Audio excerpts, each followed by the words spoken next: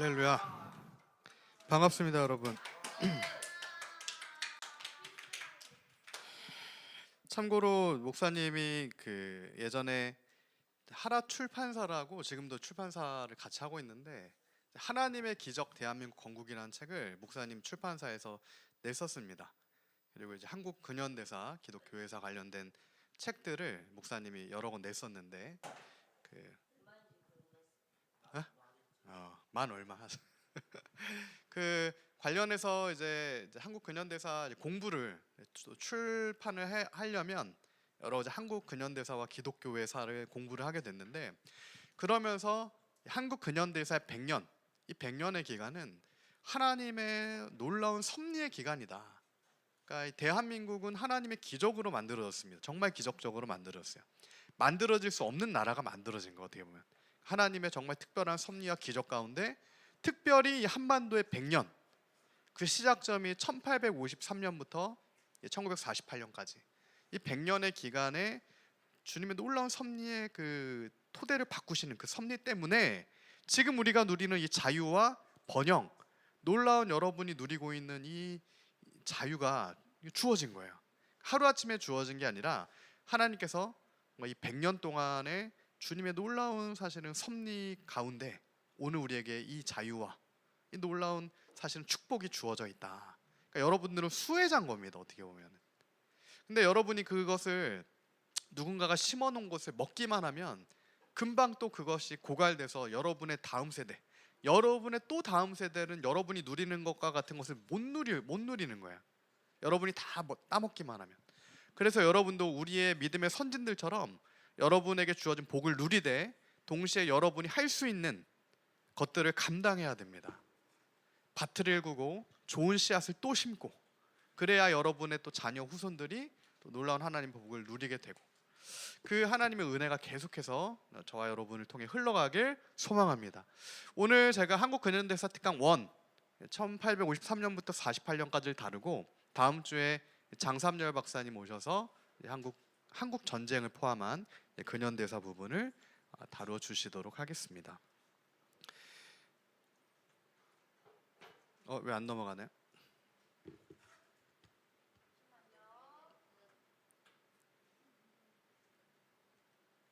네.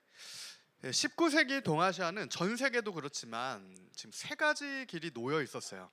모든 사람에게도 여러 가지 길이 놓여 있는 것처럼 국가도 어떤 길로 걸어갈 것인가, 그 중점적으로 선택해야 될 전환기, 전환기적 정의라고도 하는데, 그 전환기의 시대, 모든 것이 막 토대가 바뀌는 그 시점이 있습니다.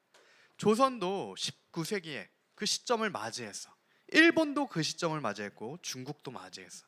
그러니까 전 세계 열강이 사실은 19세기 초반에 어느 길로 걸어갈 것인가, 이때 다 만들어집니다. 그럼 공산주의로 갈 거냐, 아니면 그냥 근대화하지 않고 옛날 옛길 그대로 갈 거냐, 아니면 새로운 나라로 갈 거냐. 그때 일본은 1868년에 메이지 유신이라는 걸 실행을 하는데, 이 메이지 유신은 1853년에 미국의 페리 제독이 흑선 4척을 데리고 일본에 쳐들어온 거야. 그래서 일본이 그때까지는 쇄국 정책을 벌였습니다. 쇄국 정책 뭔지 알죠? 1600년에 일본에서 그 도쿠가와 이에야스가 막부 정권을 설립하고 나서 200년 동안 일본은 빗장을 풀진 않았어. 누구도 들어올 수가 없었습니다. 그러니까 당연히 일본도 뒤처져 있었겠죠. 조선하고 일본이랑 별반 다르지 않았습니다. 근데 1853년에 페리 제독이 함선 4척을 이끌고 일본에 가서 그 엄청난 미국의 기술력, 미국이 언제 독립했습니까? 1776년에 독립했잖아. 그리고 나서 100년이 조금 안 되는 시점에 1853년에 일본으로 들어간 겁니다. 그래서 우리처럼 일본도 개항해라, 미국이 일본한테 얘기를 했어요. 그때 일본은 개항을 하게 됩니다. 물론 미국의 무력에 의해서 한포, 그 페리 제독의 그 한포에 의해서 개방을 했는데, 그래서 일본은 메이지 유신이라고 하는 거를 시작을 해요. 이 메이지 유신은 1853년에 일본이 개항하고 나서 10년 만에 이루어지는 일본의 근대 개혁입니다. 들어봤죠, 메이지 유신? 이 메이지 유신 관련해서 여러분은 안 하겠지만 만화도 많이 나오고 게임도 많이 나오죠. 이때 시대를 다루는. 근데 이때가 언제 시냐면 사무라이 알죠? 칼 들고 다니는. 그래서 메이지 유신 전까지는 칼 들고 다니는 그 막부들, 사무라이들이 지배했던 일본 200년 동안. 도쿠가와 이에야스 1600년 이후로. 근데 이 메이지 유신 때 일본의 젊은 무사들이 이제는 일본의 옛날 것들을 다 이제 제거하고 천황을 중심으로 하는, 그래서 일본을 근대화를 만드는, 우리가 이제 부국강병을 하자. 그 당시에는 이 제국주의라고 하는 식민지주의가 유행처럼 번져갔기 때문에 우리도 그런 것을 하자. 이렇게 일본이 그 칼의 길을 선택하게 됩니다. 그것을 정한론이라고도 하는데, 이 칼의 길은 뭐냐면 우리가 한국을 우리처럼 개방시켜서 우리의 또한 식민지도 만들자. 이러한 주장이 정한론입니다. 이때 재밌는 거는 일본이 정한론을 펼치게 된 이유가 있는데, 많은 이유가 아니라 한 사람 때문이에요. 한 사람이 중요합니다. 이승만 한 명으로 우리나라가 놀라운 자유대한민국이 된 것처럼 일본은 요시다 쇼인이라고 하는 한 사람이 12평밖에 안 되는 다다미 방에서, 조슈아 번이라고 하는 조슈번에서 12명을 키워내는데, 그 12명 중에 훗날 4명의 내각 대신과 3명의 외교관과 일본의 지도자들을 다 키워내요. 그 대표적인 인물이 여러분이 잘 아는 이토 히로부미, 그게 요시다 쇼인의 제자입니다. 그 요시다 쇼인이 1853년에 페리 제독의 흑선을 마주보고 엄청난 충격에 빠져서 미국으로 가려다가 못 가는데, 그때 요시다 쇼인의 나이가 10대입니다. 그리고 나서 사실 요시다 쇼인이 30대에 죽는데 오래 살지도 못해요. 그때 딱 한 2, 3년 길러낸 제자들이 후에 정한론, 민비시에부터 해서 여러 가지 칼을 들고 일본을 근대 개혁하려고 하는 엄청난 그 제자들을 한 명이 배출해내는 거예요. 그래서 일본은 사실은 그 이후로 2차 대전 패전국이 되죠. 그렇게 전쟁으로 쭉 100년을 나가게 됩니다. 이때 조선은 어떠한 길이 놓여 있냐? 조선도 물론 이 칼의 길로 갈 수도 있고 여러 가지 길이 있지만, 당시에 조선은 19세기 동아시아에서 끝까지 우리는 문을 열지 않겠다. 이거를 이제 수구파라고도 하고 쇄국 정책이라고 해요. 그래서 조선의 문이 일본처럼 빨리 열리진 않습니다. 그래서 결국은 일본에서 윤유호 사건이라고 들어봤죠? 윤유호 사건이라는 강화도 조약을 일으켜서 1876년이에요. 그때 당시에 청나라와 일본, 이 한반도의 패권을 두고 엄청난 청일 전쟁, 일본이 나중에 러일 전쟁, 이런 전쟁들이 한반도에서 벌어지게 됩니다. 그래서 조선은 강화도 조약으로 인하여서 강제적으로 열리게 되는 거죠. 일본의 이제 속국이 되는 길로 계속해서 어떤 정변, 개혁의 흐름은 있지만 주도적인 개혁을 해내지 못합니다. 그러나 우리가 인간의 이러한 길과 계획이 있지만 하나님의 보이지 않는 뜻과 섭리가 있음을 믿죠. 개인에게도 있고 국가적으로도 있습니다. 그래서 당시에 조선이 그 작은 나라가, 수많은 나라가 있지만 미국과 조미수호 통상조약이라는 걸 체결합니다. 그게 1882년이에요. 그래서 이 조미수호 통상조약이 마치 좀 불합리한 것도 있다라고 하는 사람들이 있지만, 오늘날의 한미 방위 상호 방위 조약처럼 어떻게 보면은 이 조미수호 통상 조약을 통하여서 일본이 더 깊게 들어오지 못하게 막아주는 것도 있었고, 또한 복음과 선교의 문이 들어올 수 있는 어떤 도로가 깔리기 시작하는 조약이 1882년의 조미수호 통상 조약이다라고 볼 수 있어요. 이 세 가지 길이 지금 이 인간의 길, 그죠? 어떤 검의 길, 그리고 하나님께서 복음의 길을 놓게 하시는 이 세 가지 길이 19세기 동아시아, 그것도 한반도에서 엄청난 격전을 벌이고 있던 그 시기입니다. 그때 이 역사의 거대한 파도가 몰려오는 거예요. 여러분, 파도가 몰려오면 어떻게 해요? 파도에 삼켜지거나, 그죠? 파도를 타거나. 우리는 파도를 타야 돼요. 근데 이 역사의 파도는 하나님께서 일으키신 거죠. 잠자던 동방의 나라, 은둔의 나라, 선비의 나라라고도 선교사님들이 얘기했어요. 그래서 푸른 눈의 선교사가 본 조선, 뭐 이런 책도 있는데, 이런 책을 보면 당시에 하나님의 그 섭리, 조선을 깨우신 하나님의 섭리를 우리가 알 수 있습니다. 그래서 우리가 한국의 근현대사, 특별히 조선을 볼 때 여러분이 어떤 관점으로 봐야 되냐면 복음의 눈으로 봐야 돼요. 그러니까 선교사님들의 눈으로 봐야 됩니다. 당시에 조선에 들어왔던 선교사님들은 당시 최고의 엘리트들이었어요. 최고의 대학 교육, 대학원 교육, 복음을 가지고 성경 번역해서 그 가장 미개한 나라인 조선 땅에 들어오는 그 선교사님들이 어떻게 조선에 들어오게 됐는가? 복음이 들어오는 거잖아요. 마치 복음이 사도 바울을 통해 마게도냐와 유럽으로 뻗어나가는 것처럼 하나님께서 이 조선 땅에 복음을 누굴 통해 어떻게 들어오게 하셔서 지금의 자유민주주의 국가, 이 기독교를 토대로 하는 이 국가가 형성되게 하셨는가? 그래서 우리에게는 그 선교사님들의 눈으로 이 백년사, 이 근현대사를 봐야 하는 그 관점이 필요합니다. 누구의 눈이 필요하다고요? 좌파도 아니고 우파 이런 게 아니야. 복음의 눈이 필요한 거예요. 어떤 정치 이념의 눈이 아닙니다, 여러분. 착각하면 안 돼요. 우리에게 필요한 건 복음의 눈이에요. 성경의 눈입니다.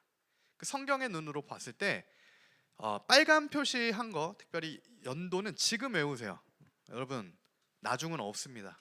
목사님 보니까 나중에 없어. 지금 못 외우면 나중도 못 외워. 우리가 뭐 6개월 할 거 아니잖아. 오늘 하루 특강이니까. 1853년 무슨 사건? 흑선. 왜 흑선이야? 검은배. 검은배 몇 척입니까? 4척.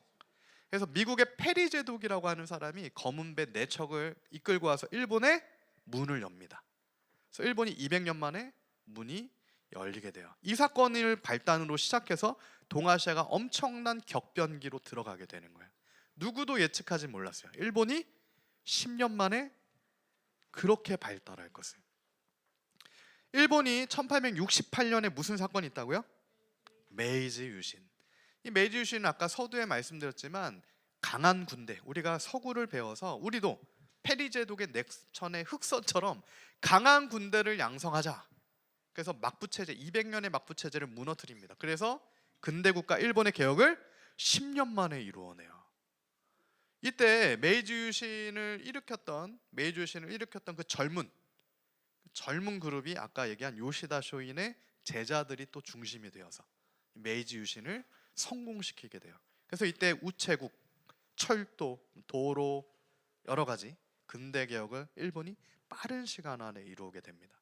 역사에 만약이란 없지만 우리도 그렇게 빨리 개혁을 했으면 어땠을까? 근데 사실은 우리가 복음의 눈과 선교사님들의 눈과 성경의 눈으로 보면 그런 게 전혀 중요하지 않습니다. 하나님께서 조선을 그렇게 이끌어 가신 이유가 있어요. 분명한 그 섭리 가운데 이루어지는 겁니다. 빠르다고 해서 좋은 게 아니야. 일본을 보면 알죠. 빠르게 개혁한 만큼 빠르게 망한 겁니다, 일본은. 그래서 우리가 그 하나님의 섭리와 뜻이 개인과 가정과 이 나라와 민족에도 있다라는 것을 분명히 밝히 보아야 되는 거죠. 1853년에 이 흑선 사건, 페리 제독의 이 사건으로 시작돼서 10년 만인 1868년에 일본이 메이지 유신으로 근대화를 끝냈다. 근대화의 가장 중요한 건 군대입니다. 군대. 그죠? 근대식 군대가 필요한데 이 1868년에 일본이 근대 군대를 양성했잖아. 그럼 일본은 뭐 하고 싶겠어요? 여러분이 힘이 제일 세. 그러면 어떻게 하고 싶어 이제? 그 힘을 과시하고 싶겠죠. 일본이 전쟁을 일으키는데 어떤 전쟁을 일으키냐면 윤유호 사건이라는 사건을 일으켜요. 이게 뭐냐면 똑같이 일본이 당했잖아. 우리가 10년 전에 미국한테 당한 걸 1876년에 1868년에 메이지 유신 끝나고 10년 후인 1876년 똑같이 하자.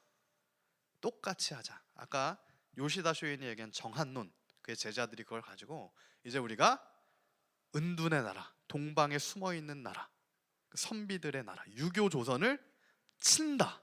그리고 쳐들어온 거예요.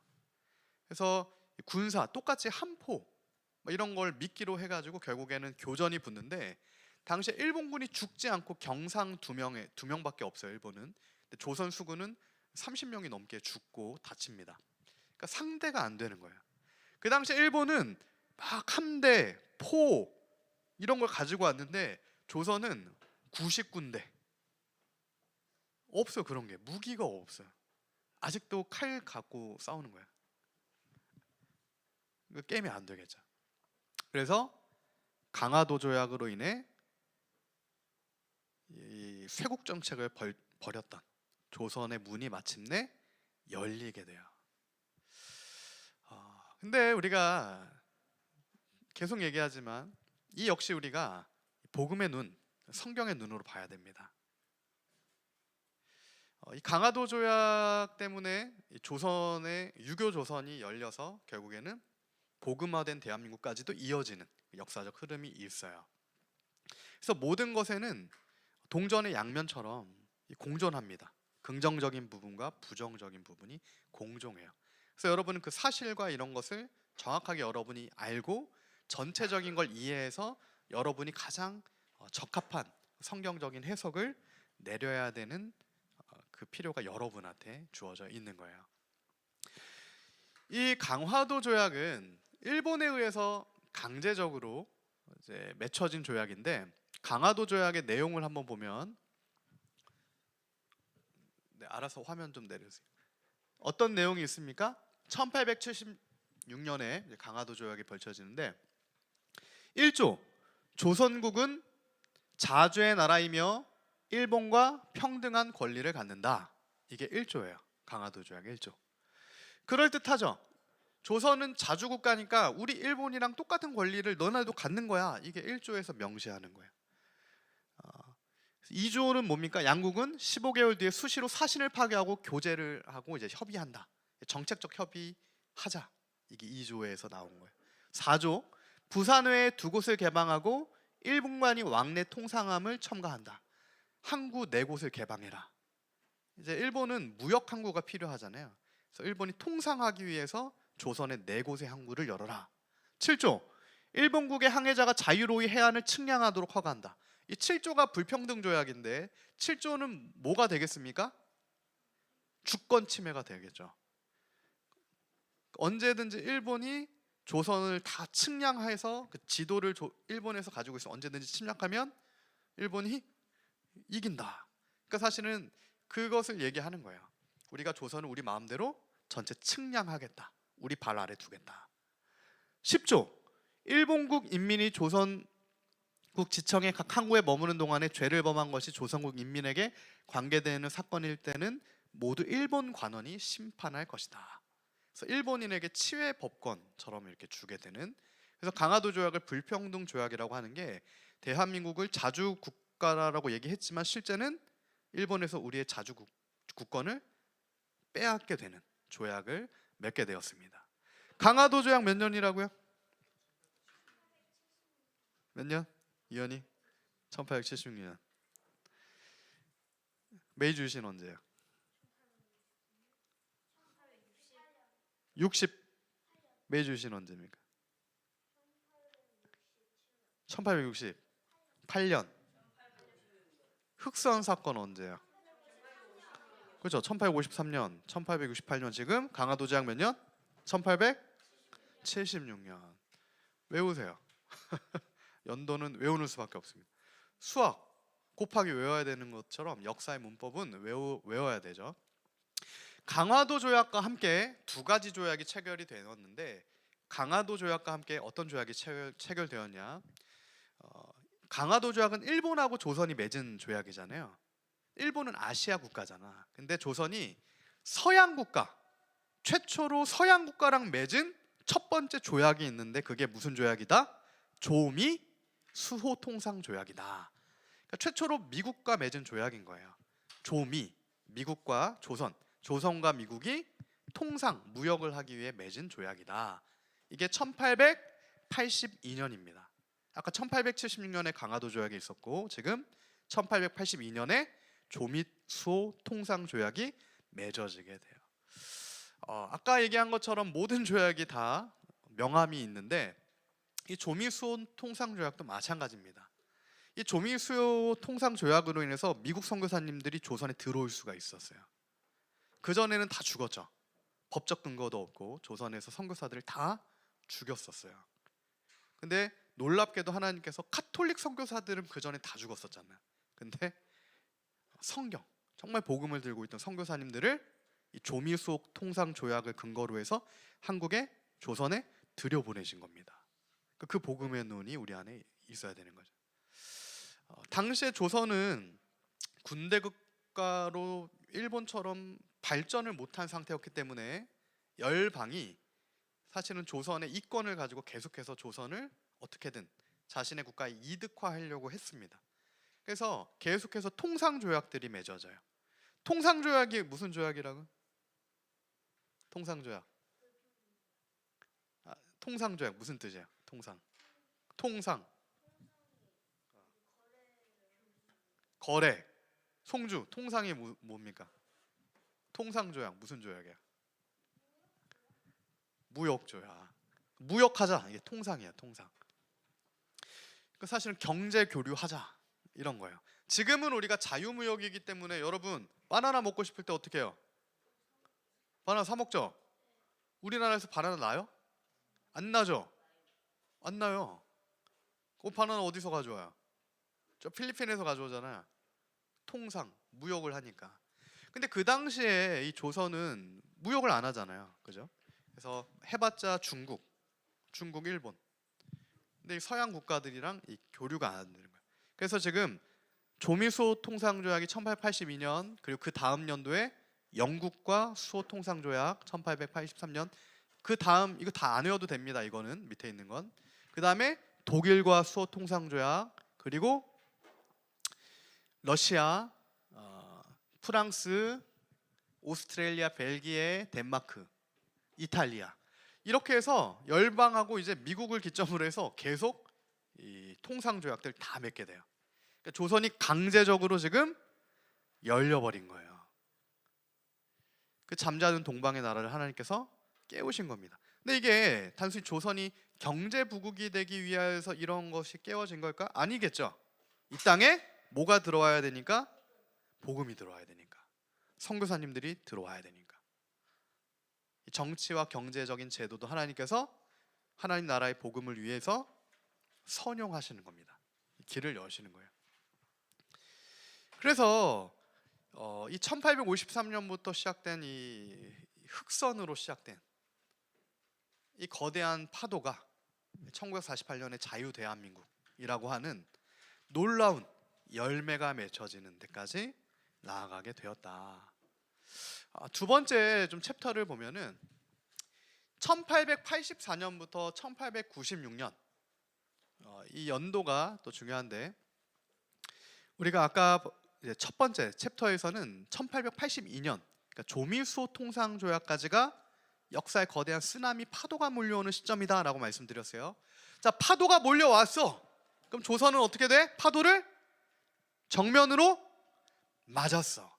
그럼 그 파도를 정면으로 맞은 조선이 그 안에 어떻게 됐겠습니까? 이제 파도에 의해서 쓸려나갈 거 쓸려나가면서 해체될 거 해체되고, 그 안에 엄청난 이 소용돌이가 치는 거야. 여러분, 쓰나미 한번 왔다 가면 어떻게 됩니까? 파도가 한번 치면 어떻게 돼? 쓰레기가 엄청나게 막 이것저것 보이지 않았던 것들이 다 이렇게 남게 돼요. 드러나게 된다고. 수면 아래에 있던 것들. 마찬가지로 조선이라고 하는 사실은 유교국가잖아. 유교국가 조선은 신분제 사회였어요. 당시 조선 전기, 중기 전까지만 해도 인구의 70% 이상, 거의 80%까지가 사실은 양반이 아닌 노예에 준하는 수준이었다고. 조선의 양반 숫자는 10% 20%도 안 됐습니다. 그러니까 굉장한 신분제 노예 국가였던 거예요. 조선 왕조 500년은. 생각해 보세요. 1392년에 조선이 건국하기 전이 어떤 나라입니까? 고려잖아요. 그죠?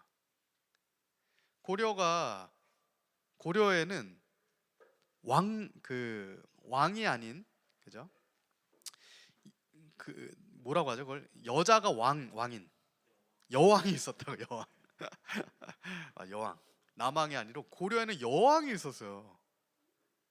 그러니까 무슨 얘기입니까? 조선에서는 여자들이 엄청나게 사실은 노예화 되었었잖아. 사람 취급도 하지 않았었잖아요. 근데 고려는 아니었었다고요. 그 얘기는 오히려 조선은 퇴보한 거예요. 퇴보.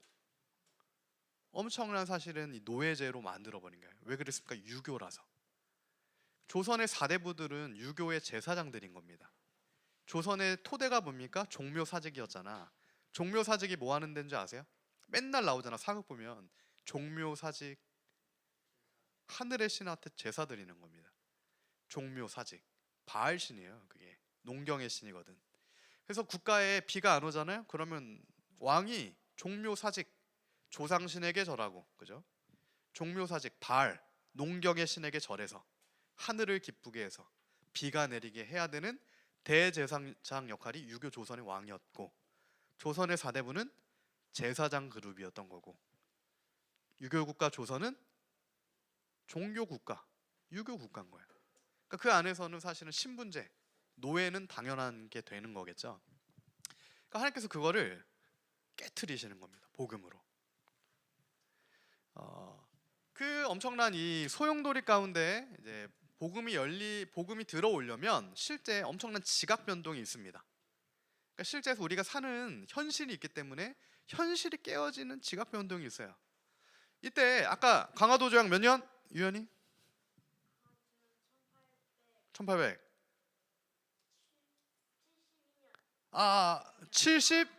1876년. 1876년에 강화도 조약 이후에 6년 만에 무슨 일이 일어납니까?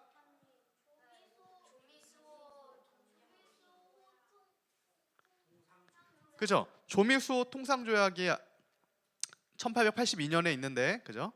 그 1882년에 조미수호 통상조약이 있을 때 조선 내부에서 어떠한 일이 일어나냐? 이모군란이라고 들어봤어요? 한국사 시험 보니까 들어봤을 거 아니야, 그죠? 외워야 되잖아, 이모군란. 아직 안 본 사람들은 나중에 시험 보니까 외워야 돼요. 이모군란이 뭐냐면 조선 내부 군대에서부터의 개혁입니다. 군대가 반란을 일으킨 거야. 당시에 조선의 지도층도 강화도 조약한 지 이제 6년이 지났으면 우리가 발전하지 않고 개혁하지 않으면 완전히 조선은 끝나겠구나 이 생각을 했겠죠. 여러분이 리더라면. 그럼 어떻게 하겠어요? 개혁을 한다고. 어디서부터 개혁하겠습니까? 군대부터 개혁을 시작하는 거예요. 군대 힘이 없으면 아무것도 안 되잖아. 군대부터 최신식으로 이제 대포도, 총도, 훈련도 이것을 해야 된다. 안 그러면 우리는 사라질 수 있다. 이 위기감이 있었던 겁니다. 그래서 군대 개혁을 했는데 이게 쉽지가 않은 거예요. 이 뿌리 박힌 사대주의, 그죠? 500년의 그 노예된 간습과 이 모든 것들이 개혁이 쉽지가 않은 겁니다. 그래서 이 90군데에서 반란이 일으키게 되는데 그래서 실패합니다. 그래서 이 이모군란 이후에 이 군대 반란으로 해서 아관판천이라고 하는 고종이 결국에는 도망가게 되는, 러시아 공사관으로 도망가게 되는 사건까지 벌어지게 돼요. 근데 우리가 또 여기서 봐야 하는 게 뭐냐면 아까 뭐라고 했어요? 어떤 눈으로 봐야 된다? 조선의 이 100년을? 선교사의 눈, 성경의 눈, 복음의 눈. 아까 얘기했죠? 일본의 그 메이지 유신, 일본의 그 개혁, 정한론 몇 사람에 의해서 된 거예요? 사실은 시작점이 한 사람 요시다 쇼인. 자, 대한민국, 조선 마찬가지입니다. 여러분이 기억해야 될 이름이 있는데 이수정. 여자 이름 같죠? 이수정. 남자입니다. 크리스탈리. 이수정이라고 하는 정말 하나님께서 놀랍게 그래서 조선의 마게도냐인으로 불렸어요. 이수정이. 왜냐하면 사도 바울 기억나요? 사도 바울이 원래 마게도냐로 가려고 했던 게 아니었잖아요. 아시아로 가려고 했다가 어느 국가 사람이 바울의 꿈에서 나한테 와라 이렇게 얘기했어? 마게도냐. 그 마게도냐는 누구의 나라입니까? 고전 인문에서 알렉산더의 나라잖아. 알렉산더의 나라. 필립. 그 조선의 마게도냐인 이수정. 왜 그러냐? 당시에 놀랍게 이수정이 누굴 구해주냐면 명성황후를 구해줘요. 이모군란 때 1882년에 이모군란 때 군대가 반란을 일으켰잖아. 여러분이 군인이면 열받지. 그럼 고종 죽이자, 명성황후 죽이자, 이렇게 막 반란해서 이제 잡으러 갔는데 고종 황제 피했어요. 근데 민비가 못 피했어. 그때 명성황후를 누가 구해주냐? 이수정이 구해줍니다. 이수정이 명성황후를 등에 업고 도망쳐. 수십리, 수킬로를 도망친 거야. 그래서 명성황후가 1차적으로 살았습니다. 이때 죽을 뻔했어요. 엄청난 공을 세웠잖아, 그죠? 그럼 고종 황제, 자기의 사랑하는 아내를 구해준 이수정. 당시 이수정은 젊었어요. 그 이수정을 키워야겠다, 보답해줘야겠다. 그래서 당시에 수신사라고 하는, 들어봤죠? 수신사. 일본의 메이지 유신의 근대화를 배우는 젊은 사절단을 보내게 되는데 이 수신사라고 합니다. 그 수신사의 일원으로 원래 들어갈 수 없는 이수정을 넣어줍니다. 특혜를 주는 거예요.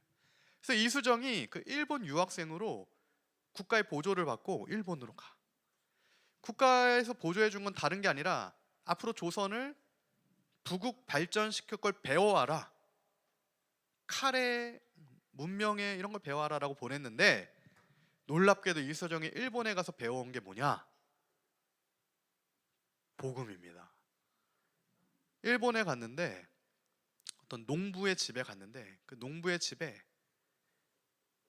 액자 하나가 걸려 있는 거야. 근데 액자 하나에 성경 말씀이 딱 써 있었는데 무슨 성경 말씀이 써 있었냐? 맞추는 사람은 상품 드릴게요. 아닙니다. 어떤 성경 구절이 써 있을까? 그걸 보고 이수정이 회심한다고. 어떤 내용? 아닙니다. 아니에요. 쉬었으면 문제를 내지도 않았어요. 신약. 여러분 못 맞힐 것 같으니까 알려드릴게요. 못 맞힐 것 같아.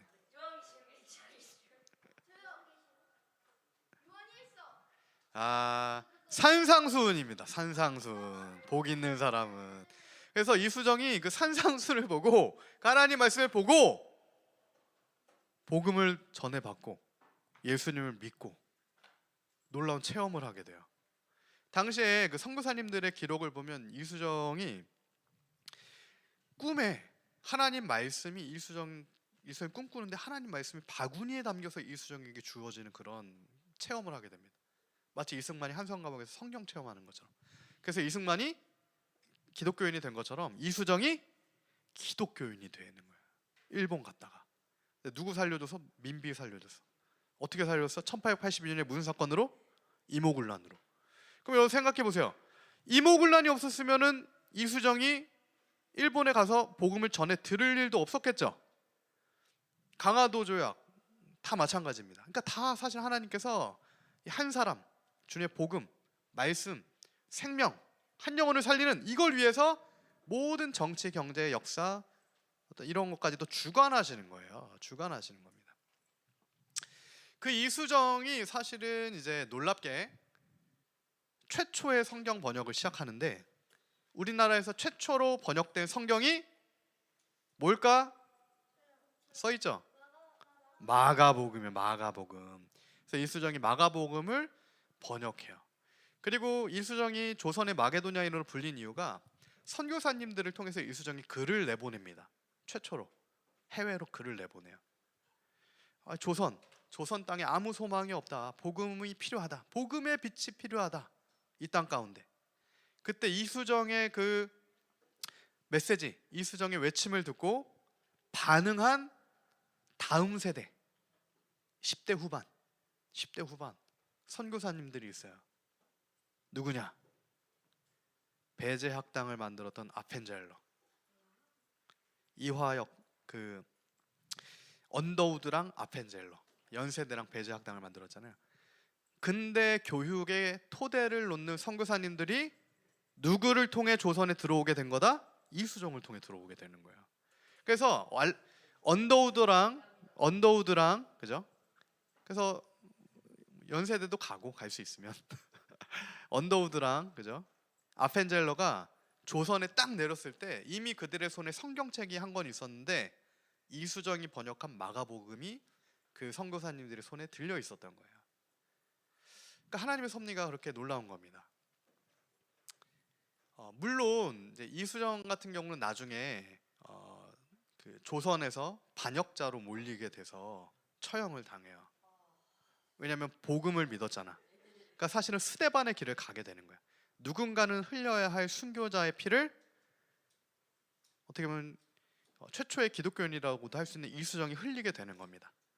이수정의 사실 흘린 피, 그 스데반의 피에서 바울이 나오는 것처럼 이수정에게 흘린 피, 그죠? 그를 통해 배제학당이 만들어지고 누가 나옵니까? 사도 바울과 같은 이승만까지도 나오게 되는 거겠죠. 그런 하나님의 섭리가 있다. 그래서 보면 선교사보다도 먼저 하나님의 성경이 더 먼저 들어온 거예요. 그래서 이수정 이 산산수훈을 보고 회심을 했고, 미국 선교사님들이 이수정의 마가복음을 가지고 또 이수정의 콜링을 듣고 10대 후반에 20대 초반에 그 언더우드 아펜젤러 선교사님들이 조선에 들어오게 됩니다.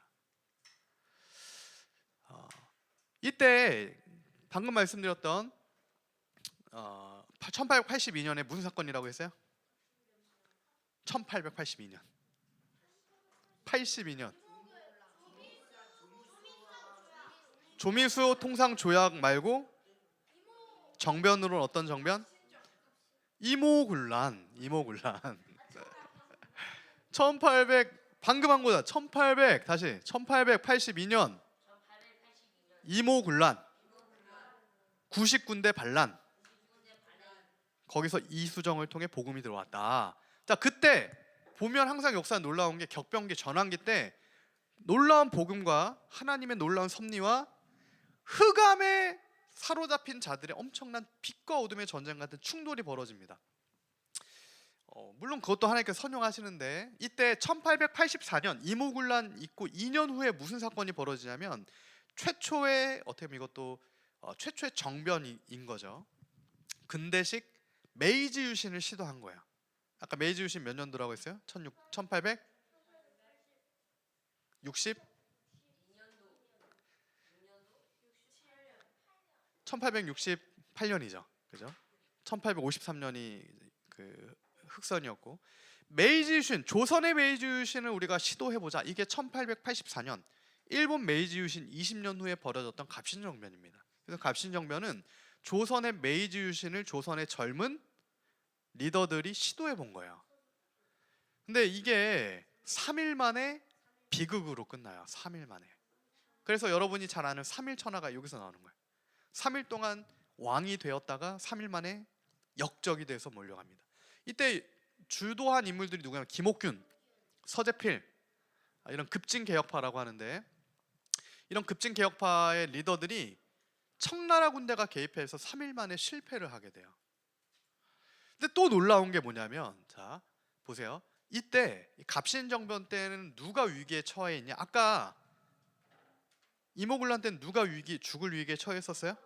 명성황후. 근데 이번에는 2년 후에 갑신정변 때는 누가 죽을 위기에 처하게 됩니까? 민영익. 민영익이 누구냐면 명성황후 오빠. 사실은 이 명성황후 가문이 큰 역할을 합니다. 명성황후의 오빠예요. 민영익. 민영익은 애국자였습니다. 나중에 이제 그 민영익이 칼에 맞아요. 자객의 칼에 맞아. 갑신정변 때. 그래서 자객이 뭐냐면 몰래 가서 암살하는 거예요. 죽이는 거야. 근데 그 칼에 15자를 맞아서 당연히 이제 죽을 수밖에 없게끔 누워있던 민영익을 누가 고쳐주냐면 알렌 선교사라고 하는 선교사님이 고쳐주게 됩니다. 근데 여러분 보세요. 놀라운 게 뭐냐면 알렌 선교사가 몇 월에 입국했어요? 1884년 9월에 입국했다고. 입국한 그년에 갑신정변이 일어나는 거예요. 그러니까 알렌 선교사가 몇 개월만 늦게 왔어도 조선 내부의 복음의 문이 열리지가 않는 거예요. 그러니까 하나님께서는 정확하게 사실은 계획을 갖고 있으신 거죠. 민영익이 죽을 때 알렌이 고쳐줍니다. 근데 기적적으로 살아. 살 수 없었던 사람을 살려. 그래서 조선 최초의 병원인 광해원, 제중원이라고도 합니다. 광해원, 제중원. 조선 최초 병원이 뭐라고요? 집중 안 하고 있으면 좀 헷갈리는 거야. 조선 최초의 병원이 뭐예요? 뭐라고 해요? 광해원을 다른 말로? 제중원.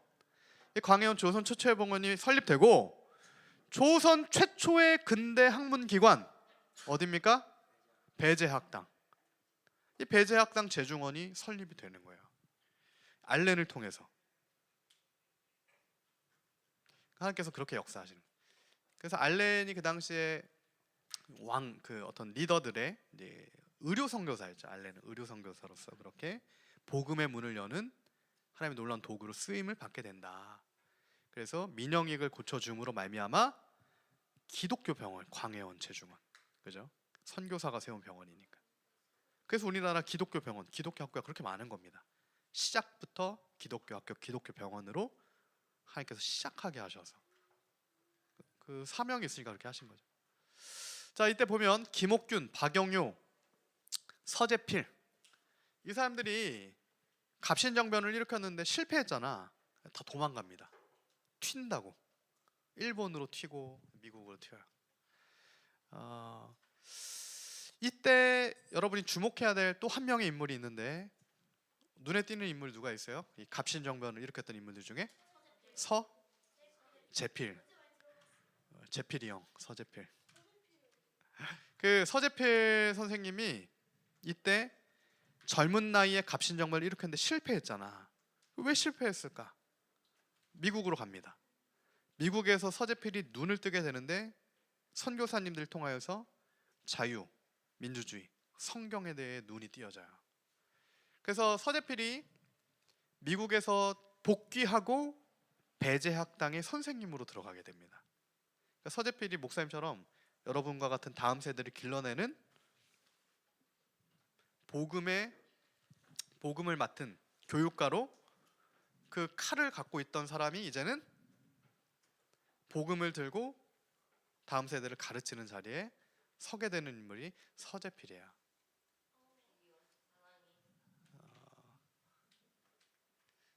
빨리 넘어가겠습니다. 그리고 나서 하나의 정변이 두 개인데 이건 역사, 어떻게 보면 여러분 한국사도 뭐 시험 보고 하니까 중요한 1884년에 무슨 일이 있었습니까? 다시 1884년에 1884년 그죠? 1884년 갑신정변이잖아. 10년 후는 몇 년이에요? 1884 10년 후 94년. 1894년 무슨 일이 있어요? 가보개혁. 이 가보개혁은 유교 조선의 종말을 고하는 개혁이었어요. 이 가보개혁이 중요한 이유는 여러 가지가 있지만 그 중에서도 500년 넘던 유교 조선의 핵심 노예제가 폐지됩니다. 1830년에 영국 노예제가 윌버포스에 폐지되고 1860년에 링컨에 의해서 미국에도 노예제가 폐지되잖아. 근데 조금 더 지나 1894년에 조선은 가보개혁에 의해서 노예제가 폐지가 돼요. 이때 놀라운 사건이 아까 알렌 있잖아요. 알렌이 또 고쳐주는 사람이 있어요. 왕을 고쳐주잖아. 왕족을, 민영익. 근데 또 한 명을 고쳐줘. 이번엔 누굴 고쳐줬을까? 백정을 고쳐줍니다. 백정. 당시에 백정은 정말 천민만도 못한. 근데 백정이 죽어가는데 그 백정을 왕의 어이가 가서 고쳐줘. 놀랍게 그 백정이 살아나서 그를 통하여서 교회가 만들어지고 수많은 천민과 백정들이 또 하나님을 믿게 됩니다. 그러니까 위에서는 엘리트 그룹을 통하여 복음이 또 전해지기도 하고 마치 바울의 복음이 당시에 그 헤롯의 친척들한테도 막 전해지잖아요. 그죠? 왕족들한테 전해진다고. 그리고 이 미천한 자리에 있는 자들에게도 전해지고 다 전해지게 되는 거예요. 그러면서 하나님 나라가 만들어지는 거죠. 이 가보개혁이 결국에는 많은 이들, 노예되었던 많은 이들을 하나님의 백성, 자유한 백성으로 사실은 제도적으로 풀어주는 장치의 역할을 하게 됩니다. 그래서 이 역시 하나님의 섭리 가운데 일어난 일이었고, 아까 1884년에 무슨 사건? 1884년? 이모군란 1880 몇 년? 82년. 2년 뒤 1884년 무슨 사건? 갑신정변. 갑신정변 10년 후에 무슨 사건? 1894년에 갑오개혁. 이렇게 지금 갑오개혁까지 역사가 벌어지고 있어요.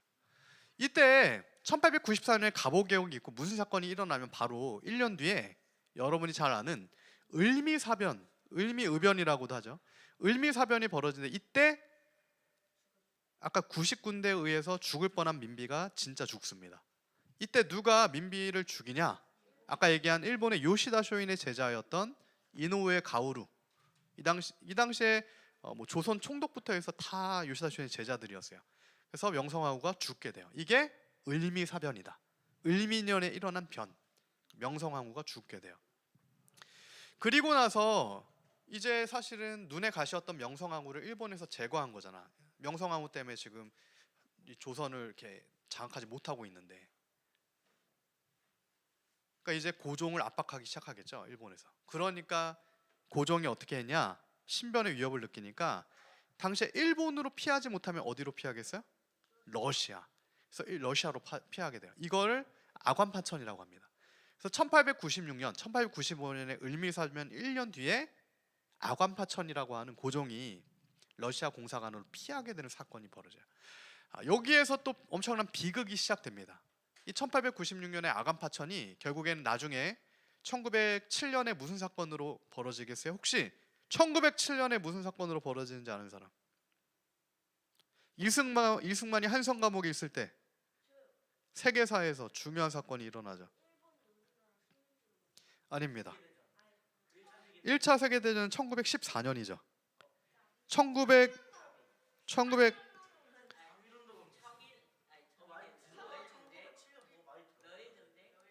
노엘 전쟁 누구야?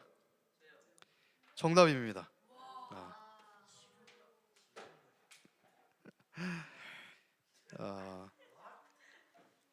너일 전쟁이 벌어지죠.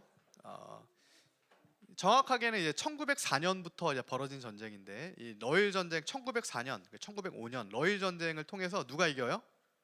그때 이승만은 한성 감옥에 갇혀 있는 거예요. 일본이 이겼잖아. 근데 고종이 러시아로 피신할 정도면 러시아가 가장 강대국 중에 하나였겠죠.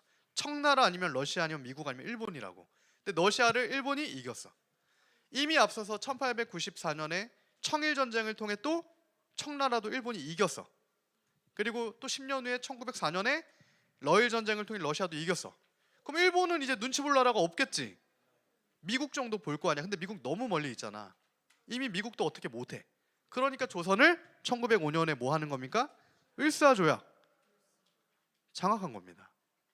그러니까 그냥 한 게 아니야. 이미 힘의 대결에서 청나라 이기고 러시아 이기고 미국 파트너 되니까 조선은 당연하게 정한론, 요시다 쇼인이 이미 한 세대 전에 꿈꿨던 것이 이루어지게 되었던 거예요. 그 과정 가운데 1895년에 을미사변도 있고 1896년에 아관파천도 있고. 그러니까 어떻게 됩니까? 이제 조선은 끝났다. 이미 이게 1896년부터 조선은 끝났다. 이 위기감이 강력하게 있었던 겁니다. 이런 위기 가운데 하나님께서 놀랍게 다음 세대를 그러나 길러내시고 계셨다는 거예요.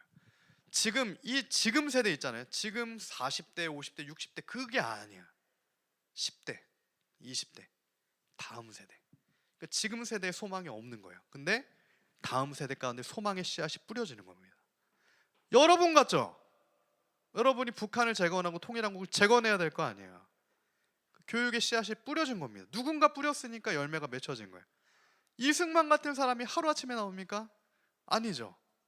앞에 이수정부터 서재필부터 있으니까 후에 나오게 되는 거라고요.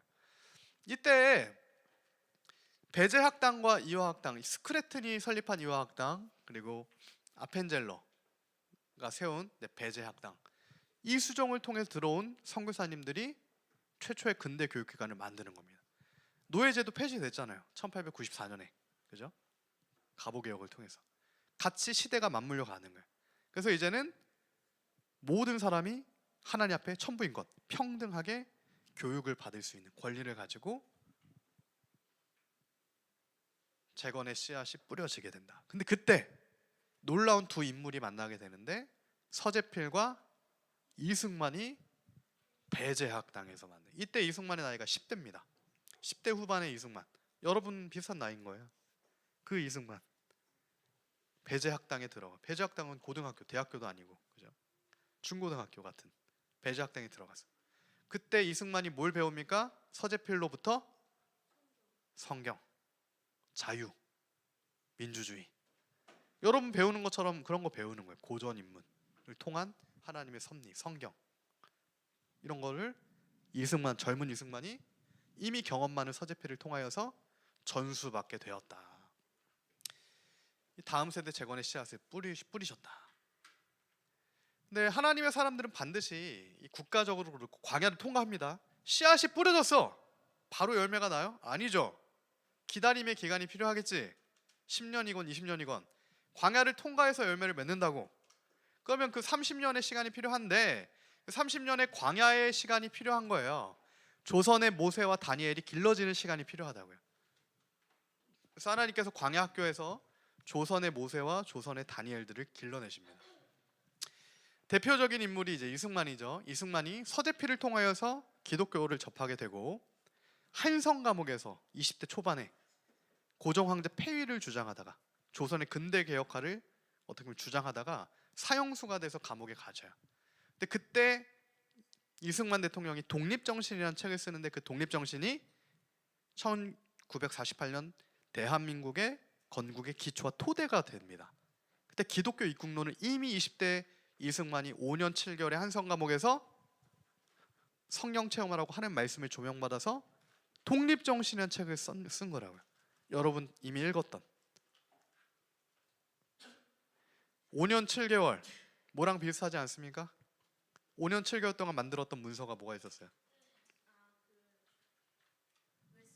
웨스트민스터 신앙고백서 5년 6개월 동안 만들었잖아요. 이승만도 5년 6개월 동안 감옥에 있었다고. 그 이승만이 감옥에서 놀랍게 본인만 예수님을 믿은 게 아니라 40명을 전도합니다. 감옥. 근데 당시에 이승만이 있었던 한성 감옥은 최고의 지도자 엘리트층이 갇혀있던 정치범 수용소였어요. 40명을 전도하는데, 이 사람 특별히 한국의 톨스토이라고 불렸던 이상제, 월남 이상제가 개종을 해요. 왜 한국의 톨스토이라고 불렸냐면 유교 조선이었잖아요. 유교의 선비 중에 선비가 이상제였거든. 최고의 문장가면서도 학자. 근데 그가 유교를 버리고 기독교로 개종했다. 놀라운 사건인 겁니다. 그래서 많은 사실은 이상제가 기독교로 개종한 거, 많은 선비들, 많은 유교 학자들이 또 예수님을 복음을 접하게 되는 그 통로와 계기가 한성 감옥에서 이루어지게 돼요. 이 한성 감옥을 하나님께서는 이승만을 통하여서 도서관으로 만드셨어요. 여러분 지금 가면은 책 1000권이 넘게 있죠. 우리 1000권이 넘게 있잖아. 이렇게 지금 도서관으로 감옥을 만들었다고. 빌려볼 수 있게. 가장 많이 가져갔던 건 성경이었고, 당시에 고전 인문 있죠. 여러분 지금 읽는 책들, 그때 다 들어가 있던 겁니다. 고전 인문 책들도 성경과 도서관 안에. 사람들이 이걸 보면서 앞으로 미래 재건의 준비가 되어지는 과정이죠. 감옥이 도서관이 되면서 그곳이 30년 후 대한민국이 만들어지는 모판이 되게 되는 거예요. 기적의 공간이 되는 겁니다. 이때 이제 이러한 조선의 모세와 다니엘, 이승만이 지금 1905년이면 러일 전쟁에서 일본이 이겼을 때고, 일본이 이겼기 때문에 이제는 무슨 조약을 맺었어요? 일본이 조선하고 을사 조약. 지담이 몇 년도에 만들었습니까? 을사 조약이? 집중 안 하면 놓칩니다. 거의 끝났어요 이제. 마무리할 거. 1905년. 1905년에 러일 전쟁에서 이긴 일본이 을사조약을 맺어서 이제 주권을 아예 뺏게 됩니다. 그로부터 5년 뒤 1910년에 아예 조선은 망하죠. 한일 합방, 그죠? 한일 합병이 되는 거예요. 병합. 근데 보세요. 그 사이에 뭐가 있습니까? 1907년에 을사조약과 한일 병합 사이에 뭐가 있어요? 평양대부흥이 있어요. 세계사적인 부흥이죠. 평양대부흥은. 놀라운 사실은 평양대부흥이 있었던 거예요. 그러면 을사조약과 한일 병합의 이 5년 사이에 중간 평양대부흥의 가장 중요한 사건은 평양대부흥인 겁니다. 하나님께서 그 복음을 놀라운 권능으로 임하게 하신 사건. 왜 그랬을까?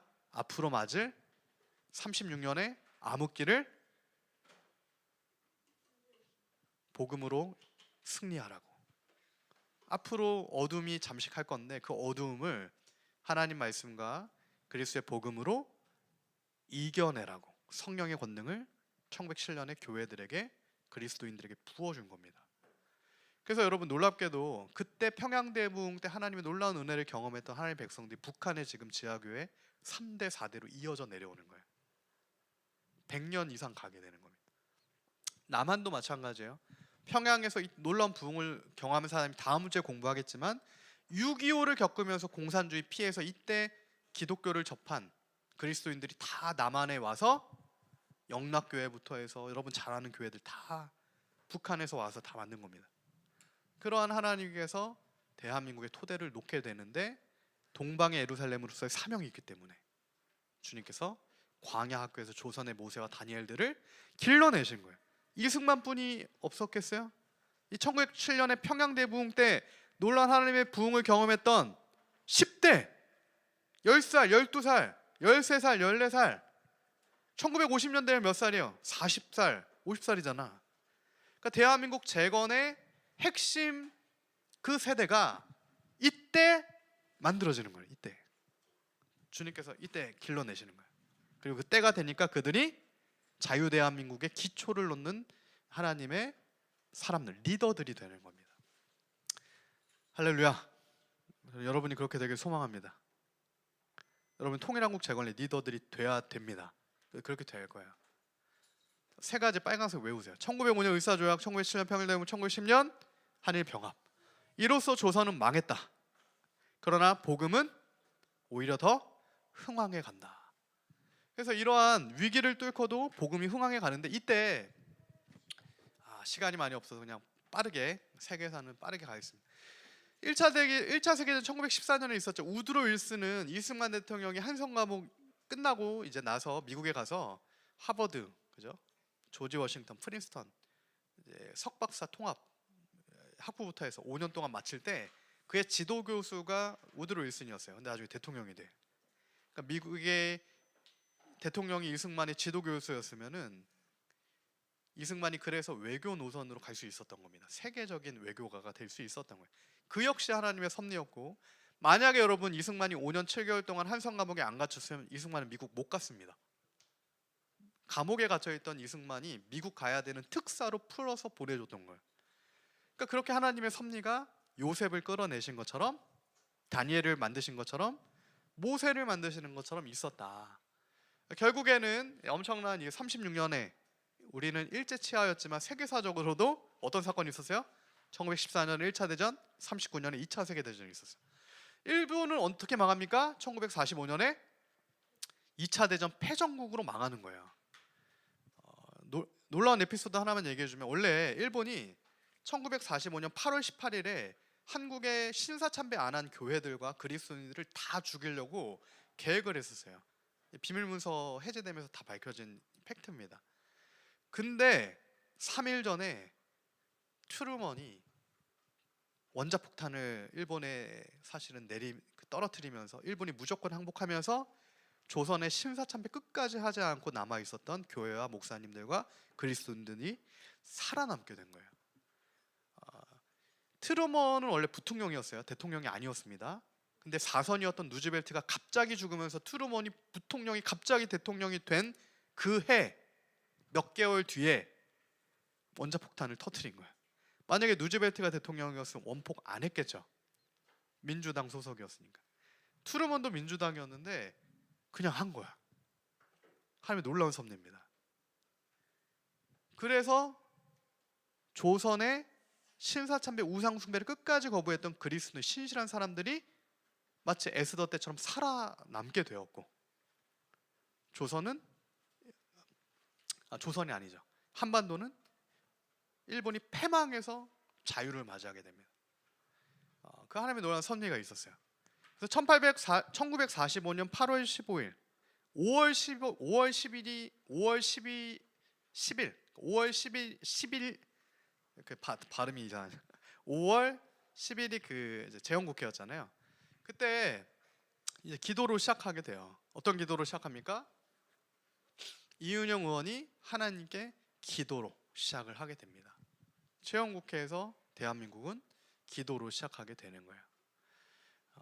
그래서 이제 결론을 내면 하나님께서 하나님 말씀 그 이수정을 통하여서, 그죠? 하나님의 그 놀라운 사건 섭리를 통하여서 1948년에 기도로 세워지는 자유 대한민국까지, 그리고 오늘 저와 여러분, 그리고 앞으로 우리가 맞이하게 될 자유 통일 대한민국까지, 그 사명이 여러분에게 있다. 저와 여러분에게 있다. 그래서 우리가 그 주님의 뜻을 알고 이것이 우연이 아님을 알고 하나님의 섭리 안에서 주 뜻대로 또한 기도하며 잘 준비되어서 그렇게 사명 감당하며 부르심의 뜻을 감당하는 저와 여러분이 되길 소망합니다. 기도하고 마치겠습니다. 사랑 많으신 주님 감사합니다. 하나님, 우리 통일한국 재건의 씨앗이 교육을 통하여서 우리 안에 심겨질 때, 말씀을 통하여 심겨질 때, 자라나서 열매 맺을 때 주님 영광 받으시는 그날을 보게 하여 주시옵소서. 예수님의 이름으로 기도합니다. 아멘. 좀 쉬겠습니다.